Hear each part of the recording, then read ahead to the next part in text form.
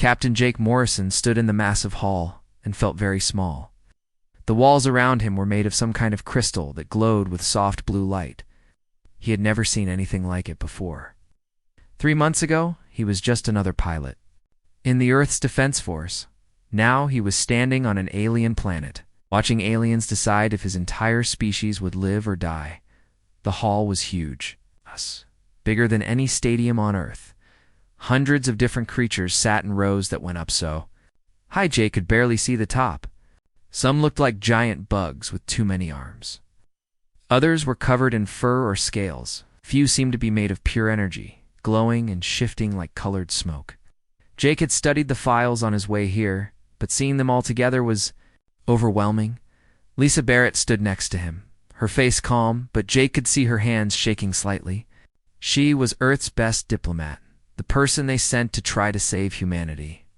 She wore her blue uniform with all her medals, trying to look important.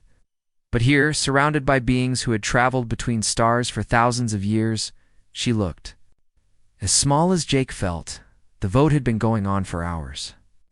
Each species got to speak and then cast their vote. Jake did not understand most of what they said because they spoke in their own languages. But he had a translator device in his ear, and what he heard made his blood run cold. The Zelkari spoke first. Their ambassador was tall and thin, like a praying mantis, but the size of a human. Its forearms moved as it talked, and its voice was like metal scraping on stone. The translator turned its words into English that Jake could understand. Humans are violent and dangerous, the Zelkari said. They fight wars against their own kind. They destroy their planet with pollution. They are not ready to join civilized species. But they are strong and can work hard. We vote to make them a labor species. Jake felt sick. Labor species. He knew what that meant from the briefing files. It meant slavery. Next came the Hydrons. They looked like dolphins, but with arms and legs. Their ambassadors spoke in clicks and whistles that the translator turned into words. Humans breed quickly and adapt to many environments. They would be useful in our underwater colonies. We vote. For labor classification, one by one, each species gave their reasons. Saurians who looked like giant lizards walking on 2 legs said humans would make good soldiers in their armies. The Maklan, who were like ants the size of people, said humans could work in their hive minds. The Threnody, the energy beings who glowed like stars, said humans were too primitive to understand. Higher thoughts, but could do simple tasks. Jake watched Lisa's face get paler with each vote, where she had prepared speeches about human achievements, about art and music and science. But none of the aliens wanted to hear it. They had already made up their minds. Hours passed. Jake counted in his head. 100 species voted, then 200, then 500. Every single vote was the same. Labor species, slavery, not one voice spoke up for humanity. Finally, the last vote was cast. The Zelkari ambassador stood up again, all 4 arms raised high. The hall fell silent. The Galactic Federation has voted, it said. 847 species have spoken. The vote is unanimous. The planet Earth is classified as a resource world. The species known as humans is classified as labor species. Category 7. The harvest will begin in 30 standard days. The words hit Jake like a punch to the stomach. Harvest, they were. Going to harvest humans like crops? Lisa stepped forward. Her voice was steady when she spoke, but Jake could hear the fear underneath. Ambassador, we request the right to address the council. Humanity has much to offer the galaxy. We have art, music, literature. We have scientific discoveries that could benefit everyone. The Zelkari's head tilted to one side. Its large black eyes stared at Lisa like she was an interesting bug. Labor species do not address the council. Labor species work. Your 30 days begin now. A new alien stepped forward.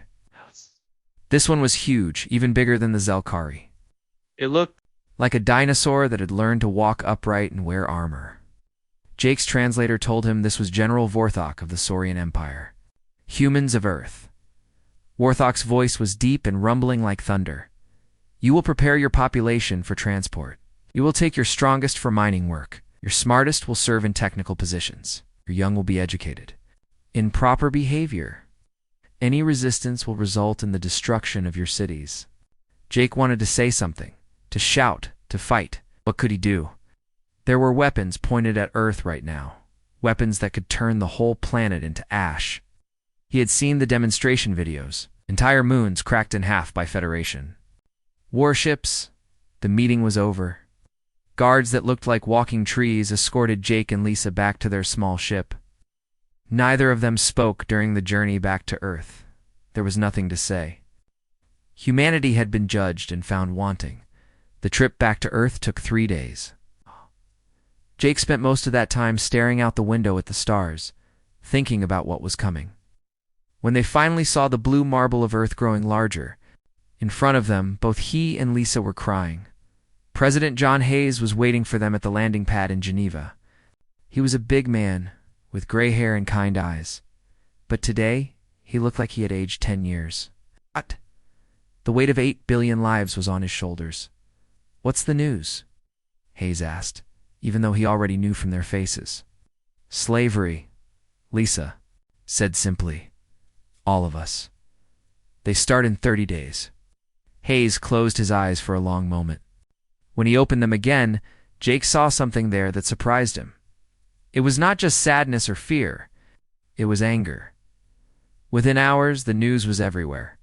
Every television channel, every internet site, every radio station carried the same horrible message. Humanity was going to be enslaved by aliens. Families would be split up. Children would be taken away. The strong would be sent to work in mines on distant worlds. Panic spread like fire.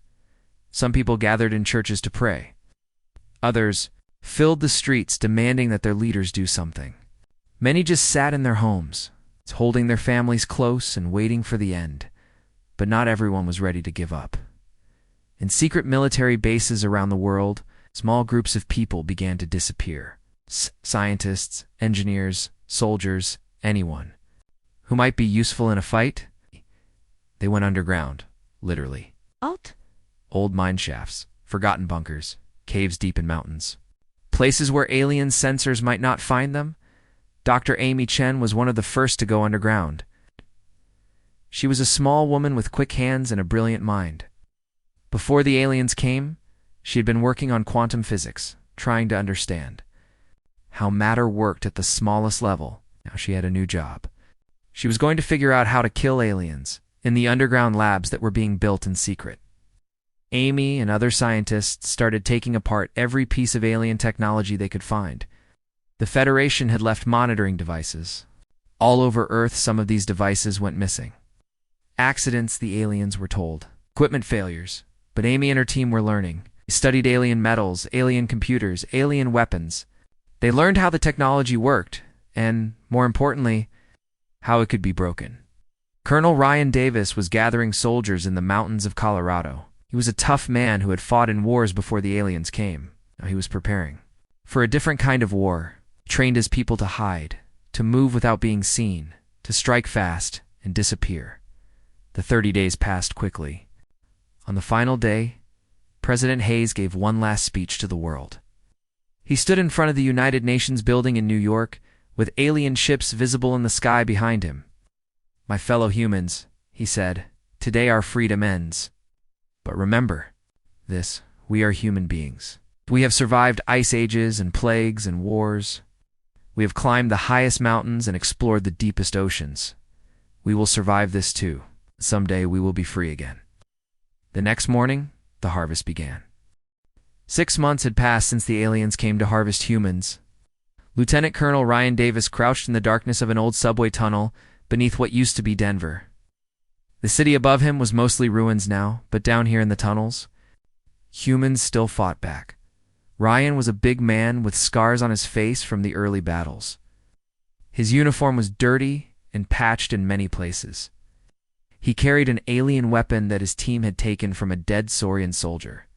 It was heavier than human guns, but it could punch through alien armor. Behind him, 23 other humans waited in silence. They had learned to move like ghosts through the underground tunnels. The aliens had sensors that could detect human. heartbeats from miles away, but the sensors did not work well underground with all the metal and concrete in the way. "Target is 2 blocks north," whispered Maria Santos, his second in command. She was looking at a small screen that showed the heat signatures of alien soldiers above them. 12 Mechlin warriors escorting a transport full of humans. Ryan nodded. The Mechlin were the worst. They looked like giant ants walking on their back legs, with 4 arms and mandibles that could bite through steel. They were strong and fast, but Ryan had learned their weakness. They could not see well in the dark, and they panicked when separated from their group. "Same plan as always," Ryan said quietly. "Fast and dirty. Save the humans, kill the bugs, disappear before backup arrives." His team moved through the tunnels like water flowing downhill. They had mapped every inch of the underground in the past 6 months. They knew which tunnels led where, which ones were safe, and which ones might collapse if there was too much shooting. They came up through a storm drain behind the alien convoy. The Mechlin had stopped their transport to check their sensors. They thought they had detected human movement, but they were looking in the wrong direction. Ryan's team attacked from 3 sides at once. The aliens were caught completely off guard. Their energy weapons lit up the night, but humans moved too fast and used the shadows too well. Within minutes, all 12 Mechlin were dead. Their green blood splattered across the broken street. The transport was full of humans who had been caught trying to find food. Men, women, children, all packed together like animals. Ryan's people freed them quickly and led them back to the tunnels. Another 37 humans saved? It was not much, but it was something. "How many does that make this month?" asked Maria as they moved back through the underground. 412, Ryan replied. "But they took thousands. We are not winning this war." What Ryan did not know was that similar fights were happening all over the world. In the sewers of Paris, Captain Sophie Dubois led attacks against Hydran water patrols. In the caves of Afghanistan, Major Ahmad Hassan used old Taliban tunnels to hide from Zelkari hunting parties. In the Amazon jungle, Lieutenant Carlos Rivera had taught his people to live in the trees where alien sensors could not reach them. Aliens had expected to capture billions of humans in the first few months. Instead, they had managed to enslave only a few million. The rest had vanished into holes in the ground, into forests, into places where their advanced technology was not so useful. But the real surprise for the aliens came from the underground. Laboratories. Dr. Amy Chen worked 18 hours a day in a lab that had been carved out of solid rock beneath the Rocky Mountains. She had not seen sunlight in 4 months, but she did not care. She was too busy learning how to kill aliens. Her breakthrough came when she was studying a piece of Zelkari armor. The aliens wore this armor all the time because their shells were actually quite soft underneath. The armor could stop bullets, lasers, even small explosions. But Amy found something interesting when she played different sounds at the armor. At exactly 847 hertz, the armor began to vibrate. At 851 hertz, it cracked. At 855 hertz, it shattered completely. "Dan, come look at this," Amy called to her assistant. Dr. Dan Parker. Dan was a young man who had been studying engineering before the aliens came. Now he spent his time figuring out how alien technology worked. He looked at the broken pieces of armor on Amy's table. "Sound waves?" he asked. "Specific sound waves," Amy said excitedly. "Their armor is designed to stop physical attacks and energy weapons, but nobody thought about sonic attacks. We can build weapons that will make their armor fall apart just by making the right noise." Within weeks, Amy's team had built the first sonic weapons. They looked like strange musical instruments, but they could kill a Zelkari from 50 feet away just by playing the right note. The alien would hear a high-pitched whine for a second before its armor cracked, and its soft body was crushed by its own weight. But Amy did not stop there. She started studying other alien species, looking for their weaknesses. The Hydrans breathed water instead of air, but they needed a special chemical in the water to survive. Amy found a way to make that chemical break down using electromagnetic pulses. One pulse from her new weapon, any Hydran in the area would drown in its own breathing apparatus. The Saurians were tough and strong. but their brains were in their stomachs instead of their heads like humans. As deadly as a bullet to the brain, the Mechlin worked together like ants in a hive, sharing thoughts through chemical signals. Amy created a gas that blocked those signals. When Mechlin breathed it, they became confused and attacked each other. Instead of humans, Jake Morrison had been given a new job after returning from the Alien Council. He was now coordinating resistance efforts from a hidden command center built inside an old mine in Montana. Every day reports came in from around the world. From Tokyo, sonic weapons worked perfectly. Zelkari patrol eliminated with 0 human casualties. From London, electromagnetic pulse devices deployed in Thames tunnels. Hydrogen occupation force reduced by 60%. From Sydney, chemical weapons effective against Mechlin. Recommend mass production. But the aliens were learning too. They started wearing different armor, they changed their patrol patterns. They brought in new species that humans had not studied yet. The Vorthok were energy beings that looked like living lightning. They could pass through walls and were almost impossible to hit with normal weapons. But Amy discovered that they could not survive in areas with strong magnetic fields. Soon, human fighters carried powerful magnets that could trap and kill Vorthok. In seconds, the androids were machines that looked like metal skeletons. They were strong and fast and did not feel pain. But they needed to recharge their batteries every few hours. Human fighters learned to attack them during charging periods. When the androids were connected to power stations and could not move, as the months passed, the aliens began to realize they had made a terrible mistake. Other species they had conquered. In the past had fought for a while and then given up when they realized resistance was hopeless. Humans were different. The longer the war went on, the better humans got at fighting. General Vorthok called a meeting of his commanders in the alien base they had built in what used to be New York City. The great Saurian general looked tired and frustrated. "Status report," he growled. Commander Zek, a Mechlin with 3 missing arms, spoke first. "We have lost 68% of our ground forces. Human resistance is getting stronger, not weaker. They have weapons we have never seen before." "What about air support?" Vorthok asked. "Limited effectiveness," replied Captain Ilix, a hydrant whose breathing apparatus had been repaired many times. "Humans hide underground and in forests. Our ships cannot target them without destroying the humans we are trying to capture." Vorthok slammed his fist on the table. "This was supposed to be a simple harvesting operation. We've been fighting for 6 months, and we have barely captured 5% of their population. At this rate, the war will cost more than the humans are worth." What General Vorthok did not know was that his communications were being monitored. Jake Morrison and his team had learned to hack alien radio frequencies. They knew the aliens were getting desperate. "They are scared," Jake told Ryan during one of their secret meetings. "We are not just fighting back anymore. We are winning." Ryan looked at the map on the wall. Red pins showed areas still controlled by aliens. Blue pins showed areas where humans had taken back control. There were a lot more blue pins than there had been a month ago, maybe, Ryan said. But they still have ships in orbit that could glass the whole planet. Why have they not used them?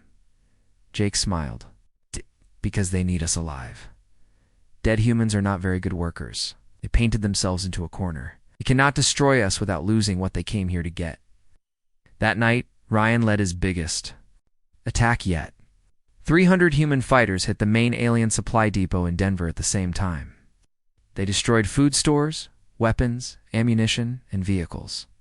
More importantly, they freed over 2,000 human prisoners as they disappeared. Back into the tunnels, carrying their rescued people to safety. Ryan allowed himself to feel something he had not felt in months. Hope. The war was far from over. But for the first time since the aliens arrived, humans were not just surviving. They were fighting back and winning. 2 years had passed since the aliens first came to Earth. Admiral Kate Phillips floated in the command center of her ship. Hidden deep inside an asteroid belt between Mars and Jupiter. She was a tall woman with short gray hair and eyes that had seen too much war. Her ship was called the UES Defiance, and it was humanity's first real weapon in space. Kate looked at the reports coming in from all over the galaxy. The war had spread far beyond Earth now. Human ships were attacking alien supply lines in 12 different star systems. What had started as a desperate fight for survival had become something much bigger. "Admiral, we have incoming message from Earth Command," said Lieutenant Bobby Walsh, her communications officer. He was young, maybe 25, but he had learned to fight in space faster than anyone Kate had ever seen. "Put it through," Kate said. Jake Morrison's face appeared on the main screen. He looked older now, with new lines around his eyes and gray streaks in his hair. Running the hidden Earth government was hard work. "Kate, we need you to hit the supply convoy heading to Proxima Centauri," Jake said. "Our people there are planning a major uprising, but they need the aliens to be short on weapons and food." Kate nodded. "How many ships are we talking about? Intelligence?" "Says 47 cargo ships with 12 escort vessels. Mixed species crew, probably Saurians and Mechlin, with some Hydran support." Kate smiled. It was not a nice smile. "We will take care of it." "How are things on Earth?" "Better than we hoped," Jake replied. "Ryan's forces control most of North America. Now, the aliens are stuck in a few fortified cities, and we have them surrounded. Same story in Europe and Asia. They cannot move without us knowing about it." This was the truth. The alien occupation of Earth had completely collapsed. What had once been millions of alien soldiers was now maybe 50,000. Trapped in bases they could not leave without being attacked. But the real change had happened 6 months ago. When Dr. Amy Chen made her greatest discovery, Amy was still working in her underground lab, but now she had help from hundreds of other scientists. They had been studying captured alien technology for 2 years, and they had learned to make it better. The breakthrough came when Amy figured out how alien faster-than-light travel worked. The aliens used something called quantum tunneling to fold space and move between stars instantly. Human scientists had been trying to understand this for decades, but Amy had actual alien engines to take apart and study. "The key is in the quantum field stabilizers," Amy explained to her team. "The aliens use a fixed frequency that works, but is not very efficient. If we vary the frequency in a specific pattern, we can travel faster and use less energy." Dr. Dan Parker, who had become Amy's closest partner in research, looked at the equations she had written on the wall. "This says we could travel twice as fast as alien ships." "That is just the beginning," Amy said with excitement. "I think we can do much better than that." She was right. The first human ship with the new drive system could travel 4 times faster than any alien vessel. That ship was the UES Defiance, and Kate Phillips had been using it to strike alien convoys all across the galaxy. But speed was not the only advantage humans had developed. Amy's team had also learned to make weapons that were far more deadly than anything the aliens had. Human plasma cannons could punch through alien ship armor like it was made of paper. Human shields could absorb energy weapon attacks that would destroy alien vessels. Most importantly, human ships were smaller and harder to detect, making them perfect for surprise attacks. Captain Ben Torres commanded the newest human warship, the UES Retribution. He was leading his ship toward a major alien supply base in the Alpha Centauri system. Ben was a quiet man who had been a cargo pilot before the war. Now, he was one of humanity's best military commanders. "Sir, we are approaching the target," said his navigation officer, Ensign Lisa Chang. Ben looked at the tactical display. The alien base was huge, built inside a hollowed-out asteroid. It supplied weapons and food to alien forces in 6 different star systems. Destroying it would cripple alien operations across a wide area. "Any escort ships?" Ben asked. "Negative, sir. It looks like they think they are safe out here." Ben smiled. The aliens had learned to fear human ships, but they still thought like an empire that had ruled the galaxy for thousands of years. They could not believe that a species they had tried to enslave could threaten their most important bases. "All weapons, target their power generators," Ben ordered. "Let's give them a surprise they will never forget." The UES Retribution attacked without warning. Human plasma cannons tore through the asteroid base like bullets through paper. Secondary explosions lit up the darkness of space as fuel stores and weapon magazines were hit. Within minutes, the entire base was destroyed. Millions of tons of supplies that were meant to feed alien armies went up in flames. The aliens would not be able to replace those supplies for months, but Ben was not finished. His ship's sensors had detected something else. A convoy of alien ships carrying human slaves to work camps in distant star systems. "Change course to intercept the slave convoy," Ben ordered. "We are going to bring our people home." The convoy had 24 ships guarded by 6 alien warships. Under normal circumstances, it would have been suicide for one human ship to attack such a force. But human ships were not normal anymore. The UES Retribution moved like lightning, appeared next to the convoy, destroyed 3 escort ships before they could react, freed the slave ships, and disappeared again before the remaining aliens could organize a response. 2,000 humans who had been facing a lifetime of slavery were suddenly free. They joined Ben's crew. Human ships appeared without warning, struck hard, and vanished before alien reinforcements could arrive.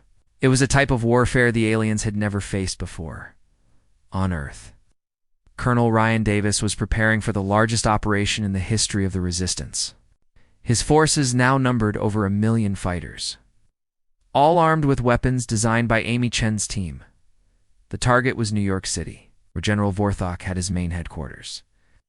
The Saurian general still controlled the largest alien army on Earth, but he was trapped inside a fortress that he could not leave. "Intelligence reports say they have about 15,000 soldiers left," Ryan told his commanders. "Mostly Saurians and Mechlin, with some Vorthok energy beings for support." Major Maria Santos looked at the tactical maps. "That is still a lot of aliens. They have heavy weapons and air support." "Not anymore," Ryan said with satisfaction. "Kate's ships destroyed their supply lines. They have been cut off from reinforcements for 3 months. They are running low on everything." The plan was simple but effective. Human forces would attack from all sides at once, using sonic weapons against the Zelkari, electromagnetic pulses against the Hydrons, and chemical weapons against the Mechlin. The Saurians would be handled with good old-fashioned explosives and armor-piercing bullets. The attack began at dawn. 1 million human fighters surrounded the alien fortress and attacked simultaneously. The aliens fought back with desperate courage, but they were outnumbered and outgunned. General Vorthok himself died in the fighting, killed by a human sniper who put a bullet through his brain from 2 miles away.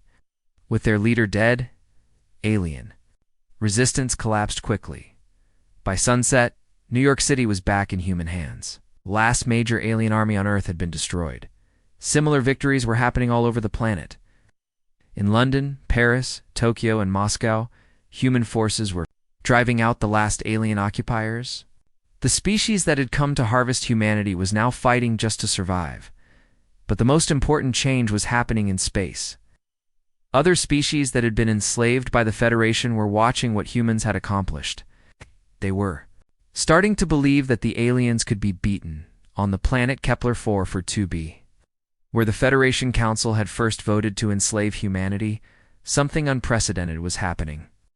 The native species called the Keplites had been slaves for over 300 years. They had given up hope of freedom long ago, but now they had heard about the humans. They had learned about the species that refused to stay enslaved, that fought back against impossible odds and won. A group of young Keplites met in secret, planning their own rebellion. They had managed to get a message to human ships in nearby space, asking for help and weapons. "The humans did it," said their leader, a female named Zara Sivan. "If they can fight the Federation and win, maybe we can too." Similar meetings were happening on dozens of worlds across the galaxy. Federation's empire was starting to crack as oppressed species everywhere began to dream of freedom. Admiral Kate Phillips received reports of these uprisings from her ship in the asteroid belt. Each report made her smile a little wider. "Admiral," said Lieutenant Bobby Walsh, "we are getting requests for help from 17 different species. They all want human advisors and weapons." Kate looked at the star chart showing Federation. Space. Red areas showed worlds in rebellion. There were a lot of red areas, and more appeared every day. "Send a message to Earth Command," Kate ordered. "Tell Jake, We need to start mass production of ships and weapons. This war is about to get much bigger. 3 years after the first alien ships had arrived at Earth, the galaxy was on fire. Admiral Kate Phillips stood on the bridge of her flagship, watching as another Federation fleet tried to escape from human forces. It was the third fleet this week that had run away instead of fighting. Kate was no longer hiding in asteroid belts. Her fleet now had over 200 ships, all faster and more powerful than anything the aliens could build. The EU's Defiance had been joined by dozens of other human warships with names like Vengeance, Freedom, and Never Again. Admiral, the alien fleet is requesting permission to surrender, reported Lieutenant Bobby Walsh. His voice was calm, but Kate could hear the satisfaction in it. Tell them to drop their weapons and prepare to be boarded, Kate replied. Any ship that tries to run gets destroyed. This was how most space battles ended now. The aliens would see human ships approaching and either run away or surrender immediately. Very few were brave enough to actually fight anymore. The Federation Council was meeting in emergency session for the 5th time this month. What was left of the council anyway? The Great Crystal Hall on Kepler for 4b was mostly empty now. The original 847 species that had voted to enslave humanity. Only 412 were still alive. The Zelkari ambassador still sat in his place, but his forearms shook constantly now. His species had lost their homeworld to a human-led coalition 6 months ago. Most of his people were dead, killed by the sonic weapons that Dr. Amy Chen had designed specifically for them. General Thax had replaced the dead General Vorthok. As military commander, delivered his report with a voice full of defeat. We have lost control of 43 star systems in the past month alone. Human ships are attacking our supply lines faster than we can repair them. Worse, they are teaching other species how to fight back. The truth was even worse than General Thax admitted. The Federation military was falling apart. Soldiers from dozens of species were deserting rather than face human weapons. Entire fleets had mutinied when ordered to attack human positions, but the real disaster was happening on Federation worlds everywhere. Species that had been slaves for hundreds or thousands of years were rising up in rebellion, it learned, from human tactics, and they were using human weapons. On the water world of Aquatica Prime, the enslaved Keplites had driven their Hydran masters into the deepest ocean trenches. The rebellion had started with just a few dozen fighters, but now it included millions of Keplites who had tasted freedom for the first time in their lives. Zara-7. The young Keplite who had started the rebellion now commanded an army of liberated slaves from a dozen different species. She carried a human-made plasma rifle and wore armor designed by human engineers. The humans kept their promise, she told her followers during a victory celebration. They gave us weapons and taught us how to fight. Now we are free, and we will help free others. This same scene was happening on hundreds of worlds across the galaxy. The Federation Empire was crumbling from within as its slave populations turned against their masters. But the humans were not content to just inspire rebellions. They were actively hunting down Federation leaders and destroying their most important facilities. Captain Ben Torres commanded a fleet of 50 human ships on a mission, deep in Federation space. Their target was the Rigel 7 mining complex, the largest slave labor camp in the galaxy. Over 10 million beings from dozens of species were forced to work in the mines, digging up rare metals for Federation technology. Sir, we are approaching the target, reported his tactical officer, Commander Sarah Williams. She was a former Federation prisoner who had been rescued by human forces and had volunteered to help free others. Ben looked at the massive mining station orbiting Rigel 7. It was defended by a fleet of over 100 Federation ships, but Ben was not worried. Human ships were faster, stronger, and crewed by people who fought with a fury the aliens could not match. All ships, begin the attack, Ben ordered. Priority targets are the guard towers and weapon platforms. We want those slaves alive. The battle was swift and brutal. Human ships moved like deadly dancers through space, their weapons tearing apart Federation defenses. Within an hour, the The mining station was under human control, and 10 million slaves were free. But Ben's mission was not finished. Hidden in the deepest levels of the mining station was something that would change the war forever. Dr. Amy Chen's latest and most terrible invention. Amy had been working for months on a weapon that could target specific alien DNA. The idea was simple but horrifying. A virus that would kill only members of certain species, leaving others completely unharmed. "It is ready," Amy told Jake Morrison during a secure video call from her hidden laboratory. "We can now eliminate entire species if we choose to. The Saurians, the Mechlin, the Hydrons, any of them. We just release the virus on their homeworlds and wait." Jake stared at Amy's tired face on the screen. She had been working without rest for 3 years, driven by a desire for revenge that scared even her closest friends. "Amy, are you sure about this? Once we use these weapons, there is no going back." "They tried to enslave us," Amy replied coldly. "They voted unanimously to take our children and work our people to death in their minds. Why should we show them? Mercy, they never planned to show us." Jake was quiet for a long moment. He understood Amy's anger, but he also knew that using such weapons would make humans as evil as their enemies. "We will keep the weapons as a last resort," he finally said. "But I want you to start working on something else, a way to make the aliens surrender without killing them all." What Jake did not know was that Amy had already released some of her biological weapons. 3 Federation homeworlds had been infected with viruses designed to kill their populations slowly and painfully. Millions of aliens were already dying, and they did not even know why. The first sign that something was wrong came from the Mechlin homeworld. Reports started coming in of a strange sickness that was killing Mechlin workers in their hive cities. The sickness spread quickly, and within weeks, entire hives went silent. Similar reports came from Saurian and Hydron worlds. The Federation's doctors could not understand what was happening. The sickness seemed to target specific species, while leaving others untouched. General Thax called an emergency meeting of his remaining commanders. "We are facing a new type of weapon," he told them. "The humans have found a way to kill us without even fighting. If this continues, entire species will be extinct within months." Commander Zek, the Mechlin who had lost 3 arms fighting humans on Earth, clicked his mandibles nervously. "Sir, my homeworld reports that 60% of our population is already dead. The Hive Queens are asking for permission to negotiate." "With the humans, negotiate," General Thax roared. "We do not negotiate with slaves." "With respect, sir," Commander Zek replied, "we are not fighting slaves anymore. We are fighting an enemy that can destroy entire worlds without sending a single ship. Maybe it is time to consider that we made a mistake." The breaking point came when a human strike team infiltrated the Federation's most secure facility, the Central Command Station orbiting their capital world.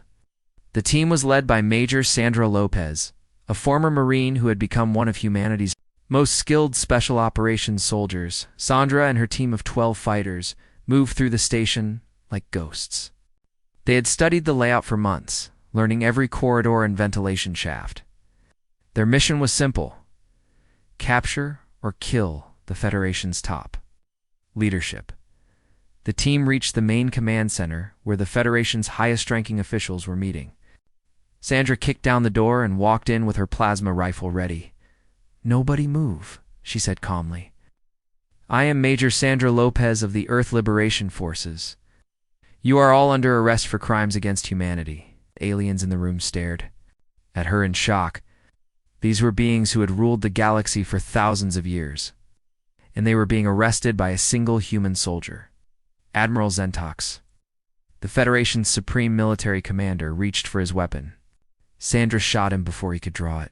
The other aliens froze as their leader's body hit the floor. "Anyone else want to try something stupid?" Sandra asked. The remaining Federation leaders surrendered without another word for the first time in galactic history. The rulers of the Federation were prisoners of a species they had tried to enslave. But Sandra's mission was not just about capturing prisoners.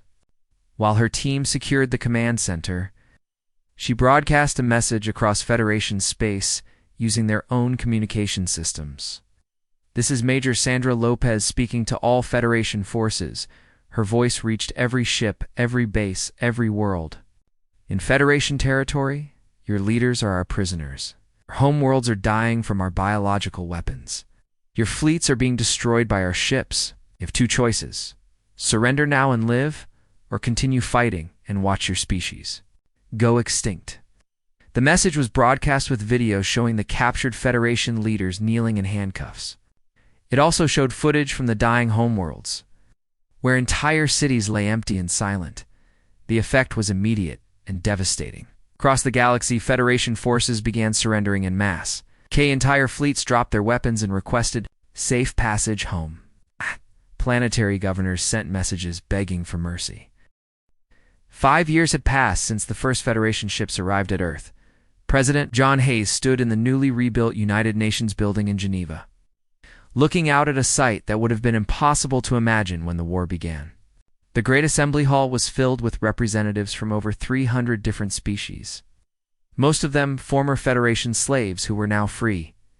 Hayes was older now, his hair completely white and his face marked by the stress of leading humanity through its darkest hour. But his eyes were bright with hope as he prepared to address the new Galactic Liberation Council.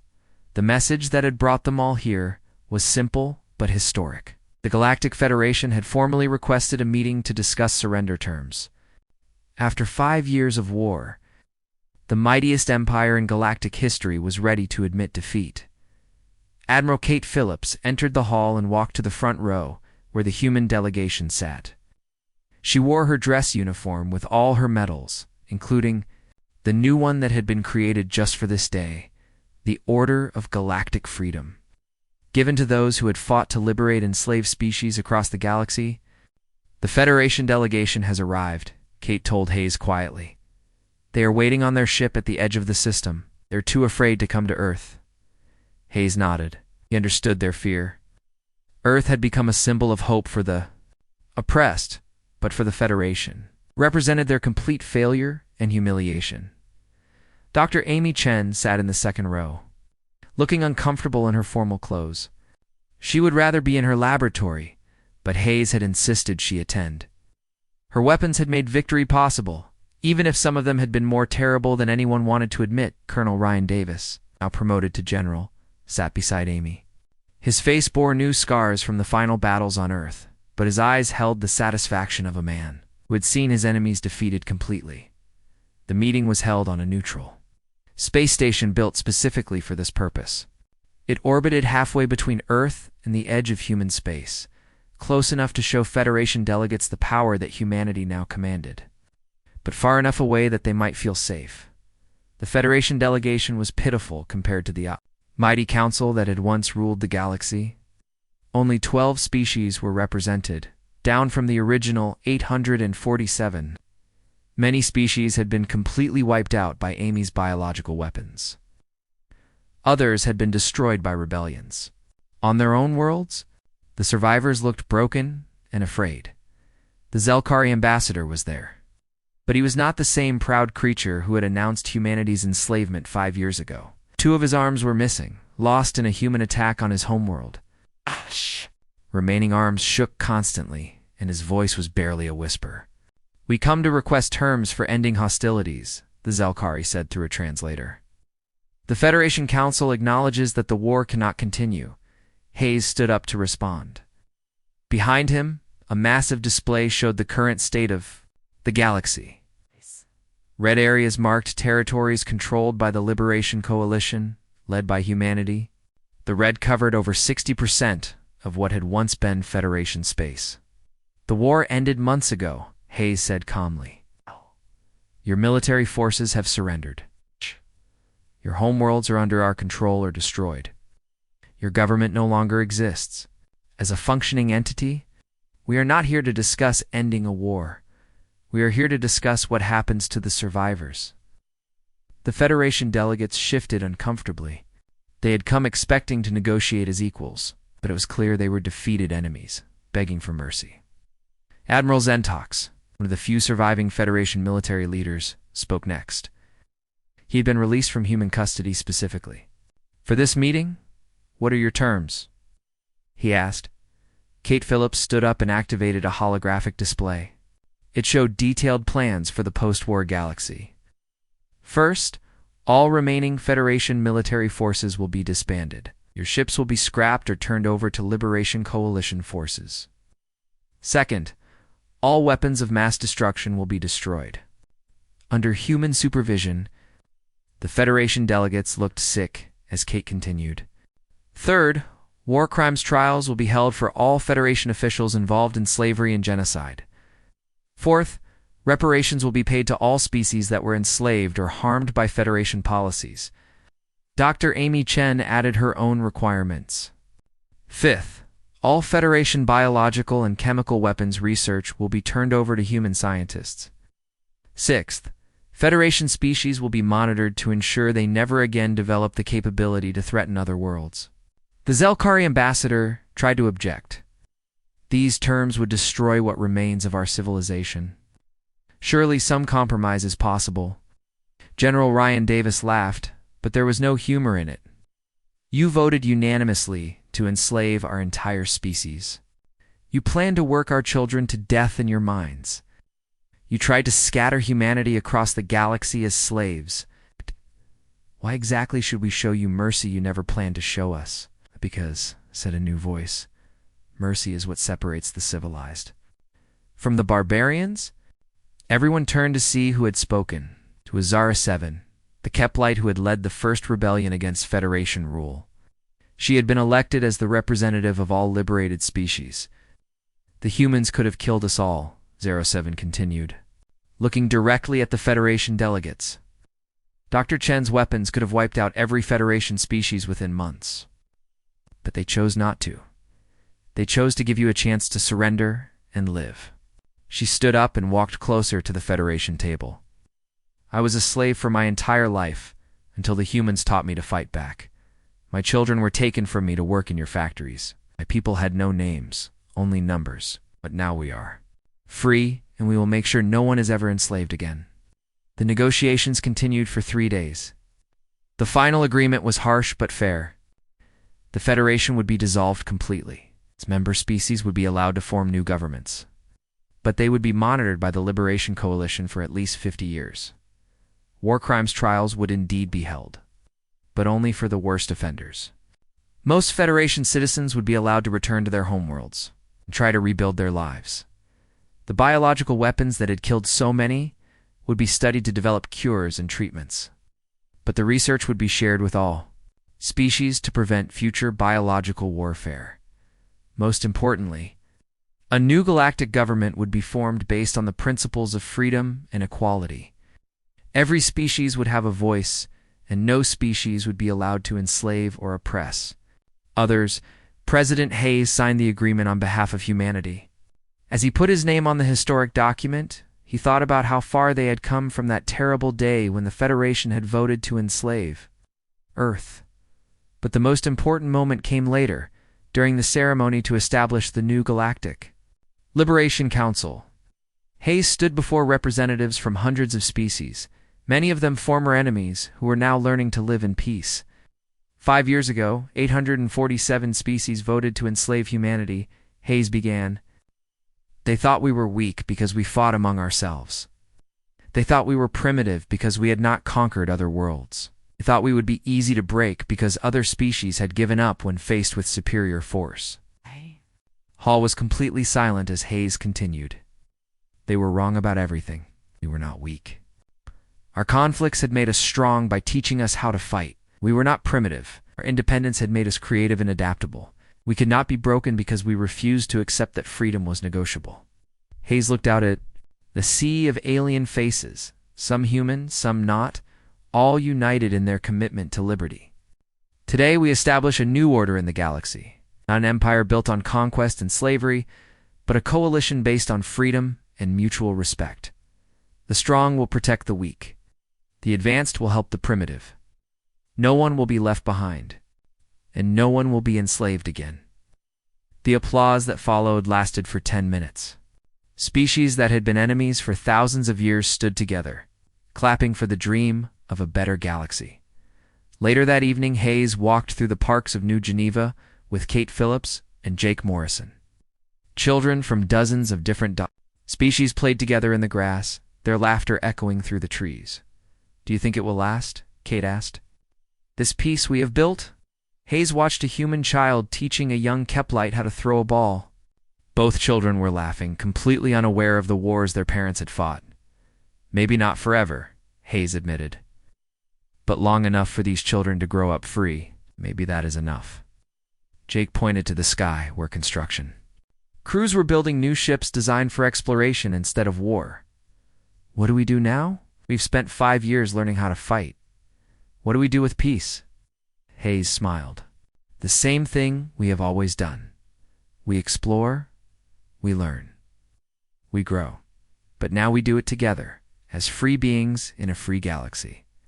As the three friends walked home through the peaceful streets, none of them noticed the small memorial that had been built near the park entrance. It was dedicated to all the humans who had died in the war, with a simple inscription: "They fought so their children could be free."